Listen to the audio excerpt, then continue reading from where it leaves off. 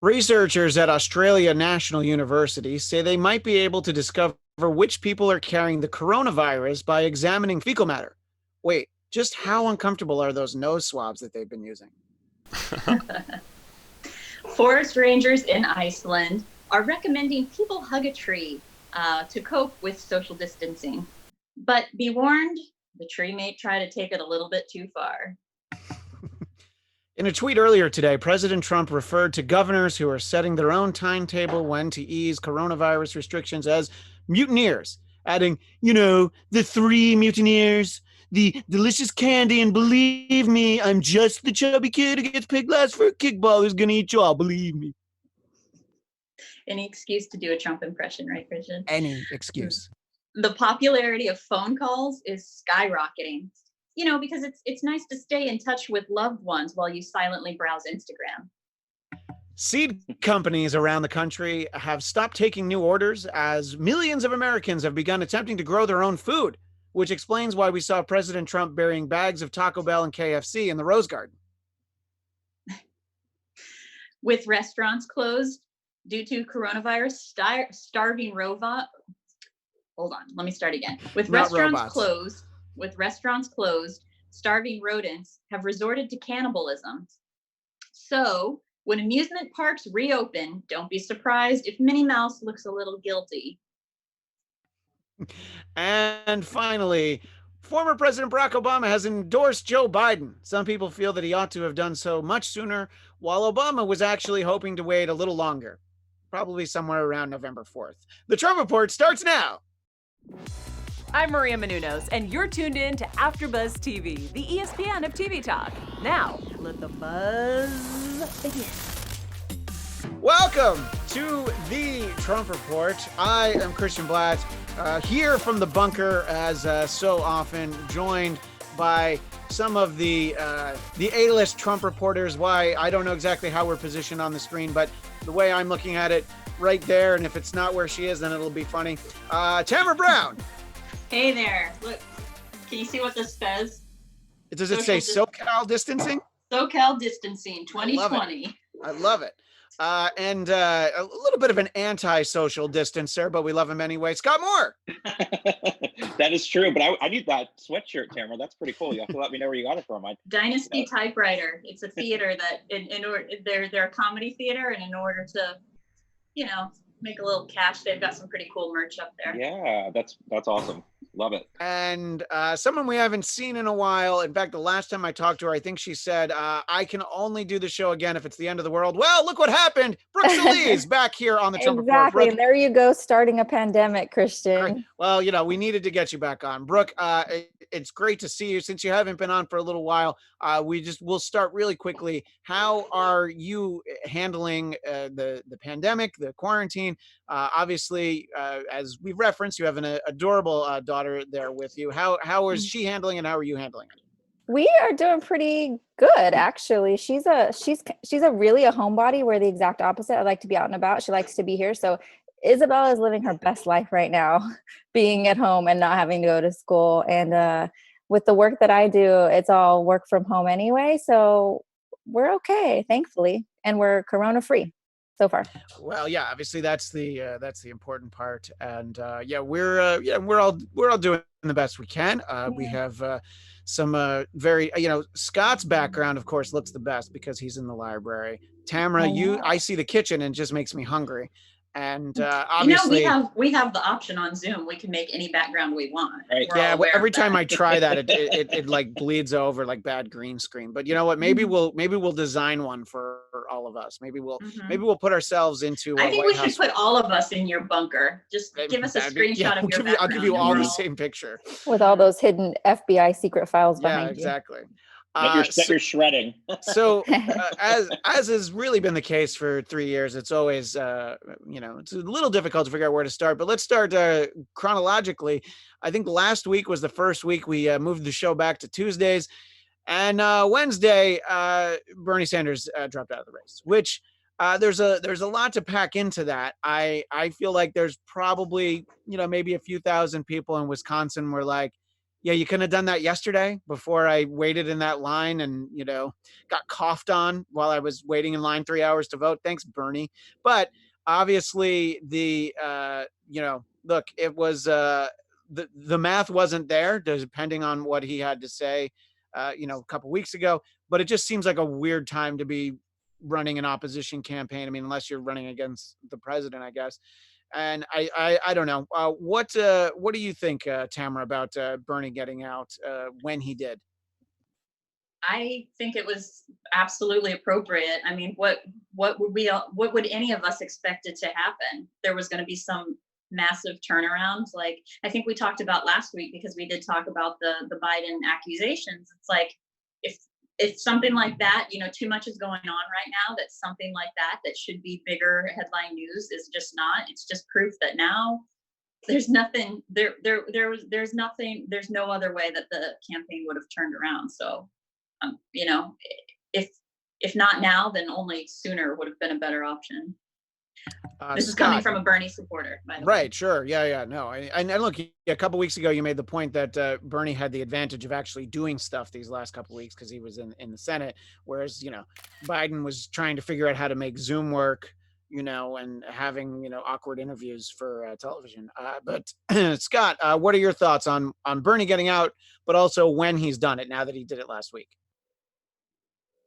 Well, you know what? He actually, when you look back since the year 2000, he actually got out on the earlier end compared to some other candidates. It goes back to 2000 and 2004 when he saw, candidates from the primary exit the race, and you're left with one candidate.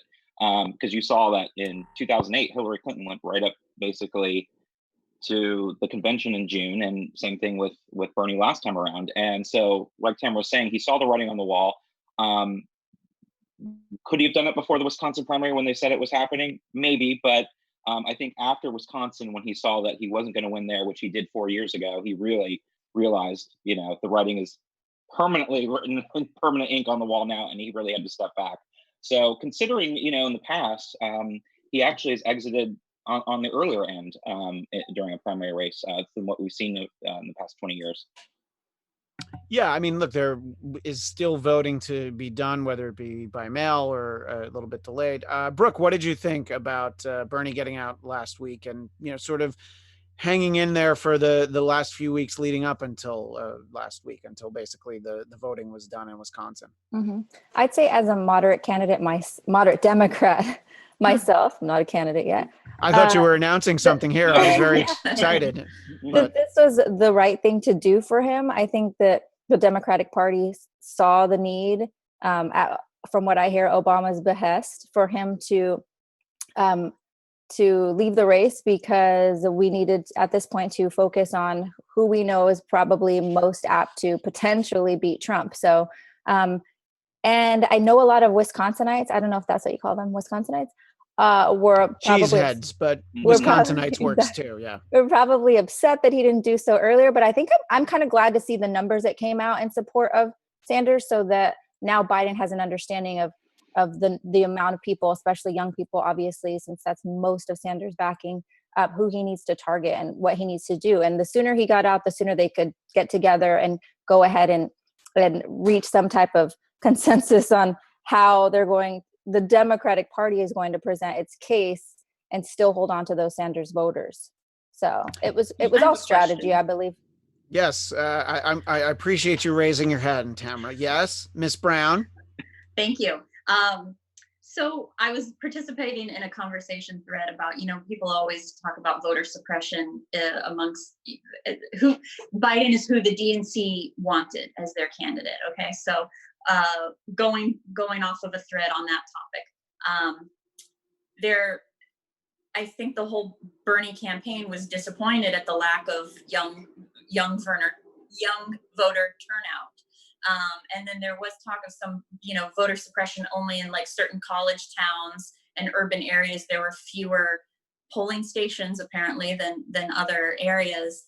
But do we think, I'm wondering if any of us think that there is any sort of hand by the DNC in the fact that Bernie didn't perform as well in the polls as I think early on his campaign thought he would have.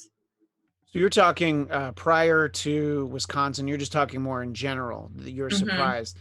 In general. I mean, I don't know. I mean, I don't know what the DNC proper did in terms of, putting money towards Biden. I mean, we really didn't see any kind of push for Biden until it was like South Carolina was the middle of February. Yeah, so End of I mean, February. yeah, we were talking in at the end of January that it was like, oh, I guess we're gonna have to roll up old Uncle Joe and plug them back in for a few more years and see what happens. But yeah, I think that especially once South Carolina happened, I think that they were able to justify to themselves, like, look, this just isn't going to happen. You know, certain kinds of voters were going to vote for Bernie, and look, he was always going to do very well. Biden was in the African American vote, and that's what they saw. And I don't know. I mean, that must be part of the key to their strategy. But I don't know. I Mhm. mean, that's my thoughts. Brooke, what do you think to Tamara's question about acts by the DNC? Did they actively work against Bernie from at least from the start of 2020, or do you think that's something that might have happened a little bit more recently? I mean, more so recently, but I think she has a very good point. I mean, we've seen this in the past, unfortunately, and this happens in like all kinds of types of bureaucratic situations. They get their mindset on a specific candidate and they do everything they can, whether it's passively, underhandedly, behind the scenes to get that candidate to the forefront. So I agree with her in a lot of sense. I mean, that's not really the way a democracy is supposed to run, but they're their own private organization. And that's just kind of the way the cookie crumbles sometimes. So yeah, I totally see that and believe that that's probably what was happening. Yeah, Scott, do you feel like if that were the case, whenever maybe they ramped it up, do you feel like this was kind of what they had to do if they were going to have any chance? Do you feel that they just were not convinced that Bernie would perform well against President Trump in November? Well, I to take from Brooks' point, they are a private entity, and going back in the past, voters never even went out to the polls for a primary. It was decided at the party convention. That was the whole point of party conventions in the past, was to select your candidate that was then going to run in the general in the fall. That said, I do think they were completely scared of Bernie being the nominee, and they probably did everything at least that they could to, I think, slow that down. I think that's when you saw the calls from what you heard from Barack Obama calling after South Carolina primary and telling the other moderate candidates to try to get out. There was a big push for Amy Klobuchar and Pete Buttigieg to get out to kind of consolidate that moderate vote. So I do believe they were very concerned about having Bernie in the general. But on the flip side, even beyond, even saying if they close certain polls and in college towns and everything else, when you look at the difference in the voters going into, like, let's say Michigan, for instance, you see the votes very much change for what Bernie had in 2016 to what he got in 2020, and that has nothing to do with the DNC trying to withhold votes. You can see people, especially working college, or sorry, whites without college degrees that were very big Bernie supporters in 2016 against Hillary in Michigan, went back over to Joe Biden. So, you can see that there was a difference in the way the candidates were looked at. And it's very interesting when you can see what Bernie got in 2016 in some of the same places to what he got in 2020. And that has nothing to do with the DNC. He just was not able to keep those numbers up, and he wasn't able to grow his base, much like we talk about Donald Trump. And much, going back to 2016, the RNC definitely did not want Donald Trump as their nominee either. And they tried to do everything they could for a time to get him out as well. So, yes, they do try to stop that, but you can also see clearly the voting was very different for Bernie this time around than it was in 2016 in some of those same states. So that's all Scott, on what the you're DNC. saying is that Democrats are better at rigging their primaries than Republicans are? Is that what you said? Strategic. Yes, Uh, strategery. Strategic. Strategery. Yeah, look, I think that was clearly a concern that Bernie was underperforming from 4 years ago, and look, the sort of the joke was like, well, yep, the DNC screwed Bernie again. They convinced millions of people to not vote for him. But I do think that there were those concerns, but I don't know. I mean, I think that even the results in Wisconsin, which we'll talk about more about Wisconsin in a moment. But I did want to bring our friend Ryan in, who's back in mission control. And Ryan, I know that you talked on this show. You're very passionately in favor of Bernie Sanders. And what I can say about Bernie Sanders is I thought he still had a chance because we, with open arms as a country, are embracing socialism right now. We all want those $1,200 checks. We'd like them to keep coming. I actually thought, like, could this be something that helped Bernie? So I don't know. I didn't think it was crazy for him to stick around. I still thought that the numbers didn't really add up. But give us your thoughts on this as a younger voter. This you have or have not voted in a presidential election? I have. Sorry to call out I have. Yeah, I have. so you voted once, right? Yes. Yeah. Just the so once. this is your second one, and you were looking forward to voting for Bernie, probably, or is yes, that where actually, you I were had an absentee ballot filled out, but I'm from Pennsylvania, and I still am registered there, and they delayed their election actually till May 15th. So yeah, so I haven't been able to cast that yet. So you're going to write in Kylo Ren? Is that probably what's going to happen? That's exactly right, and Okay, that's fair. and then Rey Skywalker. He's a strong leader, so I'm not gonna fault you. So I mean, like, anyway, go ahead. questions on just him dropping out, or him endorsing. Yeah, just about the timing and sort of, do you feel like he was mistreated by the Democratic Party establishment? I think I think Bernie Sanders is probably responsible for me getting into politics in the first place. Like I grew up in Delaware. My parents went to school with Joe Biden's kids. Like, I've met him a bunch of times. But Bernie Sanders was the person who got me into politics. I think he invigorated like my entire generation. And I didn't think he was going to win after Super Tuesday. I thought like that was kind of the breaking point, and I don't think he had by any means a perfect campaign whatsoever. Like in 2016, I thought he was way too polite, and that I think really hurt him, and especially with debates. I think he was a little better this time around, but there was just so many candidates, and you're speaking about Obama, who's officially endorsing Biden, but I think behind the curtain, it's no secret he was probably making a few phone calls. But I do think it was respectful that he waited this long, though, to officially endorse him, because I think this election would have been over months ago if he put in his endorsement. But I mean, yeah, I thought Bernie Sanders he's the best of us. He got me into politics. He paved the way for what's now this big, like, oh yeah, Medicare for all. And 4 years ago, that was radical idea, and a $15 minimum wage, as well as creating a system of small donations for candidates to run elections on. And by no means perfect, but all accounts he was the best of us, and he was amazing. Hey, Ryan, I don't go know ahead. how old you are, but do you consider yourself millennial or Gen Z? Gen Z. Yeah, Thank you. those millennials are much too old for. It is Ryan. my biggest pet peeve when people refer to either teenagers or people in their early 20s as millennials. It drives me through the roof. I'm on the They're same not page. millennials. I'm Gen Z for sure. Well, Ryan, one other final point, because I did see you tweet about this. How disappointed were you that Elizabeth Warren didn't endorse Bernie? Do you think that could have helped? Incredibly disappointed. I think she ruined her political career a month ago by not doing that. I think she's doing TikToks on SNL during a pandemic and an election, and she hasn't won a state. And she feels the need to tweet out, "Oh my God, Bernie Sanders, one of the best people ever." It's like, then you should have endorsed him, because he's the one who aligned in all of your beliefs more than any other candidate.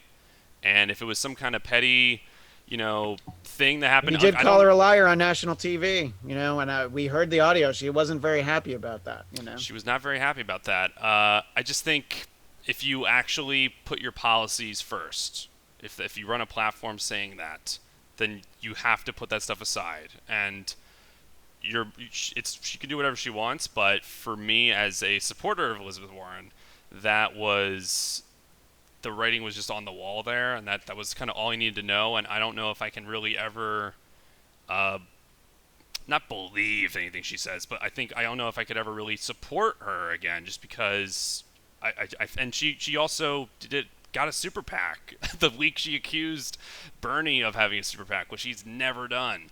So I don't know. I think she kind of blew it, and I was just it was salt in the wound that day. Sure.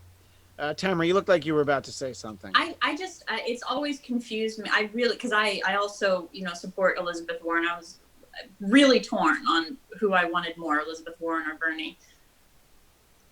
Currently reading her book, and she's just so brilliant as far as economics. One of her books I'm reading right now. But anyway, the fact that she didn't endorse Bernie, I still don't understand why. It doesn't make any sense. I just don't know why. It could be as simple as she didn't think he was going to win and she wanted something from Biden. It could be that simple, and we'll see. History will tell. I mean, people that are suggesting that she might be Biden's VP, I'm just like, that's insanity. Like, that would never happen. I mean, I look at he's already told us it'll be a woman. I feel like it would be a governor, but we'll be able to talk about that in the weeks ahead. I did want to go back to the fact that we had this Wisconsin election last Tuesday, this primary, and the Democrats tried to move it, and Republicans were focused on making sure that it happened because they were really concerned about this state Supreme Court seat. And Scott, what do you think about the way that it all played out? Because Republicans felt like moving the election, moving it to vote by mail, was going to hurt their chances. And they held it. Look, in the middle of a pandemic, there were these photos of people with masks and gloves on and, social distancing. People, I wasn't joking earlier. It was like people said they waited like 3 hours or more because they had less polling places open. So I wanted to start with Scott on this. What do you think about the way that it played out? That Republicans really wanted to keep that seat, because we'll talk about the ramifications of it in a moment. They wanted to keep that Republican. So what do you think about the way that this election turned out? Well, I think, surprisingly, it turned out actually even better than I thought it would when we get into the Wisconsin state Supreme Court election. Yeah, and we're talking about the liberal Jill Karofsky is the one who won. That's the one that they were incumbent. Beat the incumbent, and they needed to hold on. They really wanted to hold on to that seat because of I guess it's a matter of getting thousands of people kicked off the voter rolls, and if the incumbent stayed, that would definitely happen. That's the most important issue associated with it, right, Scott?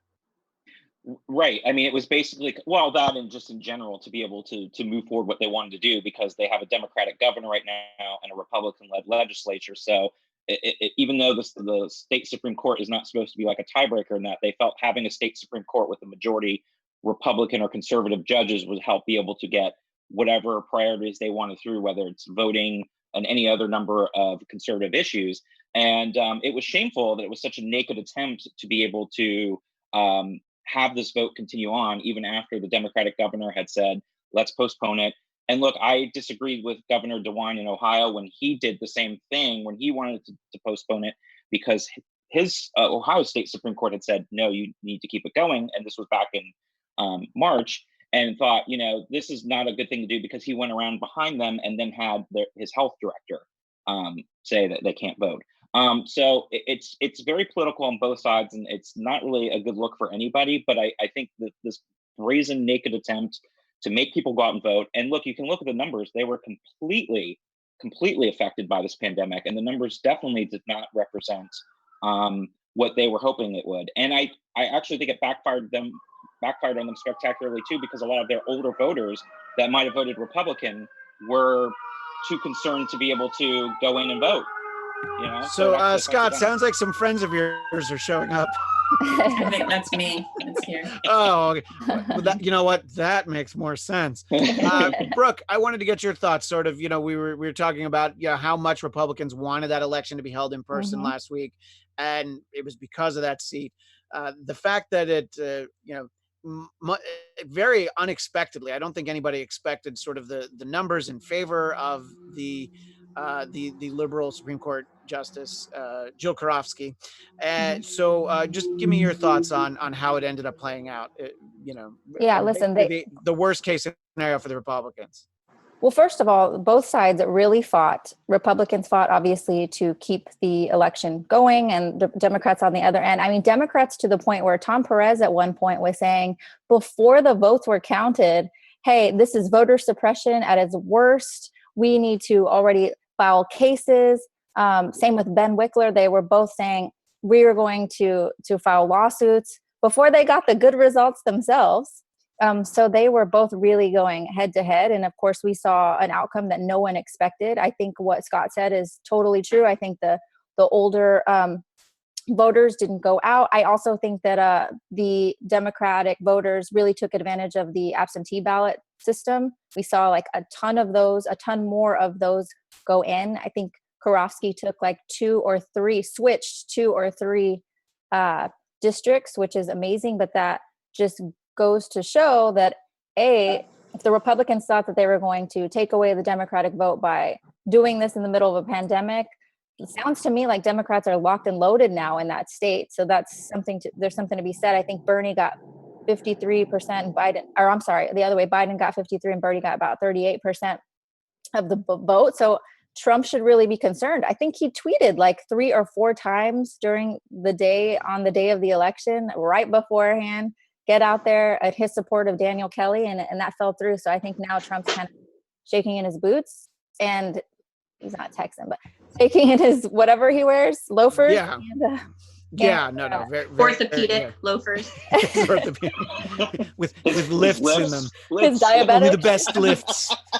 Yeah, I think so. That this is like something that we all need to note for the November elections.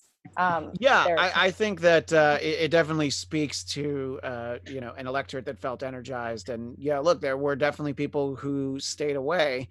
So that sort of brings to this idea, and we touched on it a little bit last week, of look, they've got 7 months now to figure out what they're going to do about Election Day, and we can talk about some of the cases that people make against it, but Tamra, do you think that in a state like California, do you think that we'll be voting in person on November 3rd? I hope I have the date right. But on Election Day, do you think we'll be voting in person, or there's, I think 3 states already do exclusively vote by mail. I think Washington's one of them. Do you think that that might become more commonplace? I mean, 7 months seems like a lot of time to get that into place, Tamra. Yeah. I think, remember during our California's primary, I was raving about our futuristic voting system and how cool it was. I think if you want to vote in person in California, you will be able to, but it seems like more and more people prefer mail-in ballots and prefer mail-in ballots. So what I'm concerned about is whatever's happening right now. I don't fully the extent of, we're hearing that Trump is trying to not provide stimulus money to the post office, so that the post office might be struggling, and that could affect mail-in ballots come November nationally. I think that's a concern, but I think California leads the way as far as more efficient voting, whether that's in person, whichever means you prefer to vote. I think California leads the way with being able to make it the most efficient, the most all-encompassing than any other state, based on what I saw in our primary. Scott, if we could pretend for a moment that you're not wearing a bright blue shirt, if you could look at this from a non-partisan viewpoint, what are the most credible arguments against exclusively voting by mail? Ooh, that's a tough one. I mean, they don't have to be the ones you believe in, but the ones that you hear used the most. Just about the fraud, and I could see it's like someone else fills out your votes and mails it in. There's no way of knowing if that's actually Biden you that has voted. people walking up and down streets just stealing ballots and filling them out for him. Yeah, well, right. That's what I'm saying. I think that is like the biggest argument, is the fact that it doesn't have to be you. You could just give up your mail-in ballot and have someone else fill it out and turn it in. But I do have to say, I think it's a challenge. It was only 7 months. It really is a challenge, especially for some of these states, to be up.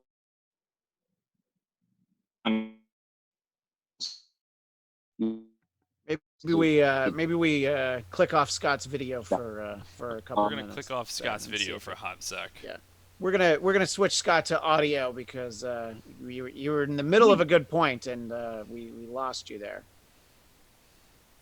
So yeah, so let's see if Scott can finish his point. Just audio only. Although we do enjoy getting to see you, we'll just listen. No, I was just saying, you know, it is a challenge to get the states to be up and running because some states still only have absentee mail-in ballots for excuses only. You know, like it's either you're working, whatever the excuse is, you have to go extra above and beyond to be able to get those ballots. So it's very difficult to get a state's apparatus up and running, as we know, with the government. And California would be even more challenging if you were trying to make it all mail-in ballot because we have something like 20 million voters, and you see how long it takes just to be able to count the votes in a primary election alone. Imagine trying to send all those out and get all of those back and be able to get a result in a timely manner would be very difficult, although we know pretty much the direction that the state goes in, especially in the general. It's still a very big challenge for states, and especially when you have 50 different potential setups on how you would do mail-in ballots and everything else. It is quite an undertaking, and it's something that should have started months ago already. So we're already behind the curve. That's something that states want to do. Right. Yeah. No, I think that it certainly makes sense. I mean, just imagine the coverage of an election where they had to wait 2 weeks to count all the votes. I mean, this Wisconsin, it basically took, I guess it took 6 full days for them to get the results in because of they had to let the postmarks, you know, whatever, they were postmarked on the day, and then they were able to come in. Brooke, what are your thoughts on the future of voting? Do you think that there will have to be, I don't know, just basically in-person voting with lots of hand wipes for every voter, or what do you think that they might be the most likely scenario across the country?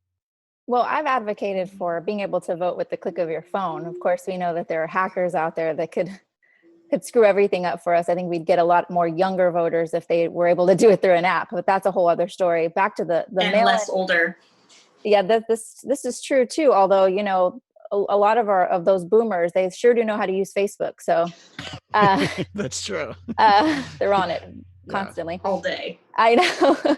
So you know, just give them a little Facebook option. I'm sure they'll be right on it. But in terms of the mail-in ballots, you know, you mentioned the postmark conundrum that I think Wisconsin faced. I think the rule was it had to be postmarked before the day or on the day of the election, and I think hundreds of thousands of ballots were put in, and they either, I don't know if they handed them somehow, or they weren't postmarked at all.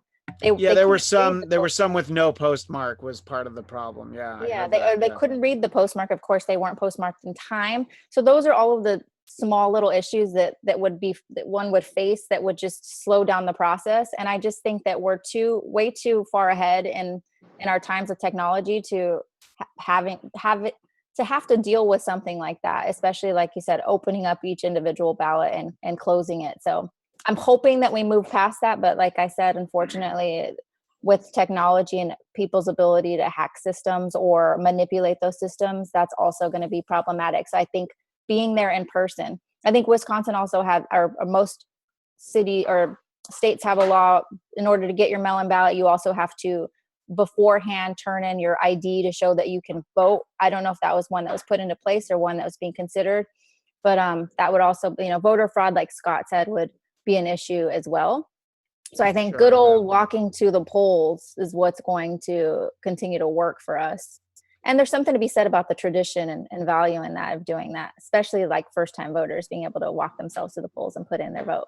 Yeah, and who wants to take a selfie of them putting an envelope in a mailbox? We all need those little stickers. The little I voted sticker. Yeah, we need our I voted stickers.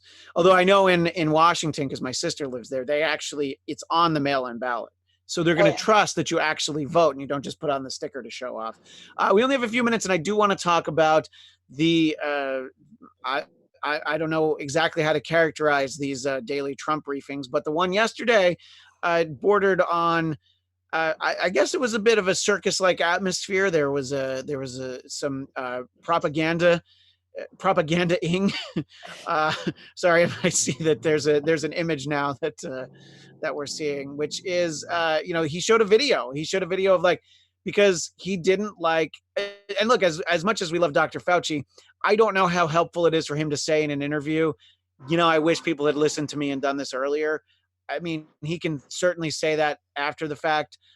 So that obviously was the impetus to, one, President Trump retweeting something that someone included a hashtag Fire Fauci, and then also needing to show this video that shows, look what the rest of the media was saying. I think that they did leave out him calling it a hoax, but so they made people sit through this video. He was asked some very tough questions. A CBS reporter named Paula Reed. It's a really long interaction that we don't really have the time for now, and she just really didn't let go. And it's funny because all he can really do is he just insults CBS. I mean, that's like all he can really do about it.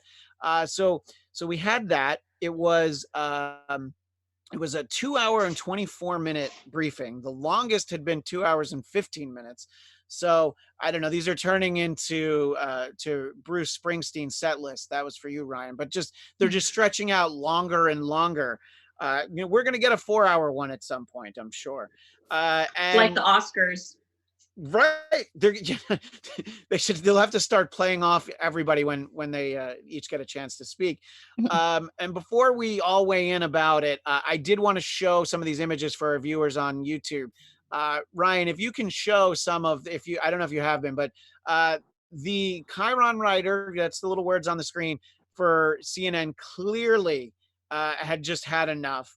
And it says things like Trump melts down in angry response to reports that he ignored the virus warnings. And by the way, I just read that backwards, so I want everybody to congratulate me. But so they were actually saying, like, very blatantly. One of them said, "Trump, angry Trump turns briefing into propaganda session. Trump uses task force briefing to try and rewrite history on coronavirus response." There's a part of me that thinks doing that feeds into the idea of fake news. You're definitely putting opinion on the screen while he's talking. But then it's so blatant what he's doing. I'm a little torn. What do you think? One, comedically, Tamra, the joke writer, that's what I'm calling the Chiron operator. What do you think about the content of what they were putting on the screen? And then we'll go from sort of the spirit of what they're saying. I think that there's a point where, when Trump got elected, we said we can't normalize things. We can't normalize his behavior. And I think if the insanity of the press briefing, if it was treated appropriately like any other press briefing, that's an example of normalizing it. So I think normally I would be against any news organization putting opinion or just going off the rails with things like this. But it's like when the actual government event is going to crazy town, it's like we have to acknowledge that things are going to crazy town now. Like we have to just not treat this just like it's business as usual. So I think it's fine to start doing things like that when things start to derail. And look, people were, I think rightly so, critical of CNN for not airing the Trump part of these briefings. And I think all that does is it drives somebody to another news source to get it. But it's like, okay, well, we're going to air them. And this is almost exactly what Chelsea said last week. It's sort of like doing the pop-up video where you're not quick enough to put the facts, but you're just saying, like, this is what's happening right now. Brooke, I wanted to get your thoughts on sort of the way that CNN in particular handled this briefing and sort of what these briefings are like in general. Mm-hmm. I think MSNBC did something similar. I think it was in the middle of Ari Melber's show. They actually cut back to Ari during his part and then went back to the briefing when Dr. Fauci was on. Listen, and they have the ability to do that because they are technically also a private organization. But I do think that we walk a fine line, in terms of freedom of speech and keeping our country informed when we do quote unquote mute our president, because he's our president, and not allow what he's trying to say to be put out everywhere. We have to be very careful as journalists. Of course, this hasn't happened. We see that journalists are so biased and so opinionated. But when the president is addressing the nation, I do think it's unbecoming of journalists to cut away from him and then go back to Dr. Fauci or the other doctors. I think personally it's very immature and childish. Okay, maybe he is putting on his own propaganda session and being immature as well, and the way in which he's addressing it, but he's still the president of our country and we owe him, you guys are going to go crazy when I tell you this, some respect. Well, even when he's not always the most respectful. I do think actually airing it, and then if you feel the need to put something on the screen, it's fine. If you feel differently, fine. yeah. If you need to fact check him after the fact, fine. Yeah. Scott, before we run out of time, I want to get your thoughts on that. But then also, you know, there were these questions that Paula Reed from CBS just would not ease up. And, you know, you could just see that Trump, you know, he was doing his best to not literally explode at her. But she was asking all the questions that I think a lot of people, by the way, I can't imagine she'll be back in that room anytime soon. But, you know, she was asking some really tough questions. So talk about the way that people are talking to him and the different media outlets' portrayal of these briefings. I was going to be like, he started it, though. He started it. Fair point. You know, I do agree with Brooke in the sense that even though it pains me to say that he is still president, however, I don't think he deserves respect. I think respect is earned, and he has not shown that he quite deserves the respect the way he treats the media and the disdain of that. I would say that it is true, though, that pulling away from his press briefings and pulling away from when he's speaking has played into the fake news things, because I do have a lot of conservative friends and Republican friends that are not necessarily Trump supporters and everything, and they're on my Twitter and on Facebook, and you know, they're just going right into your CNN, you know, just playing into how bad they are as being journalists by doing that and putting on the chyrons, which I thought was rather funny. And in a way, it was truthful. They weren't completely lying, but they were putting too much of their opinion in the chyrons and everything else. So I think it is important that they at least cover it and do what we've talked about, and what Chelsea talked about, what I talked about, is like just put the fact bubbles up as they're going on. Because it does make it look worse. And now you do have people that can now pull away and listen somewhere else. I think it is inappropriate for him to use that platform for his own propaganda or his own reelection campaign. So that is on him. He should not be doing that at all. And that's where there is a fine line where he is also doing things that are inappropriate. I thought the Paula Reed interaction was great in the sense that I think journalists have been too, I don't want to say coward, that's not the right word, but they have not really pushed him on some of these things. And I love the fact that she did continue to push him, because as you saw in the interaction, he was going back and saying, oh yeah, in January, you know, 0 cases, 0. And she's like, no, February, what were you doing in February to help prevent this when you knew it was happening? And I love the fact that she kept pushing back on him, because he will not answer things. And even then, he still didn't answer it very well. And he just goes on and says his 16 different words that he has in his vocabulary to try to push off of that. So I thought it was very important that she continued to push him on that. Yeah, I mean, look, he opens it up when he says that we're doing a tremendous job and things like that. And I appreciated, by the way, Ryan, for you putting up that lovely headshot of Scott for those watching on YouTube. Yes. I had to keep talking when it was on, but Ryan always has the best. Like, is Scott okay? Is this an in memoriam? In memoriam, S-Man 80. We are indeed out of time, though. I guess we had time for 3 topics. That's how it goes. But we appreciate everybody who watched live. And if you're watching the archive version, please leave comments. We'll always happily interact with you. We will be back next Tuesday at 11 a.m. Pacific time, 2 p.m. Eastern. Until then, Brooke, where can people find you? Oh, you can find me on Facebook, Twitter, Instagram at Brooke Soliz TV. And Tamra Brown. Find me on Instagram at HeyTamra, HeyTamra. And Scott, where can people find you and your very, very handsome headshot? You can find me on Twitter at SMan80. That's SMAN80. And you can find me on Twitter and Instagram at ChristianDMZ. I have a personal podcast called The Blackcast, BLADTCAST, and Thursday mornings at this same time, 11 a.m. over on the Popcorn Talk, talking Marvel movie news. That's all the time we have for this week. Thanks so much to our panelists. Thanks to everyone. And as the great Jerry Springer says, take care of yourselves and each other. Our founder, Keven Undergaro, and me, Maria Menounos, would like to thank you for tuning in to AfterBuzz TV. Remember, we're not just the first, we're the biggest in the world, and we're the only destination for all your favorite TV shows. Whatever you crave, we've got it. So go to AfterBuzzTV.com and check out our lineup. Buzz you later. The views expressed herein are those of the hosts only and do not necessarily reflect the views of AfterBuzz TV.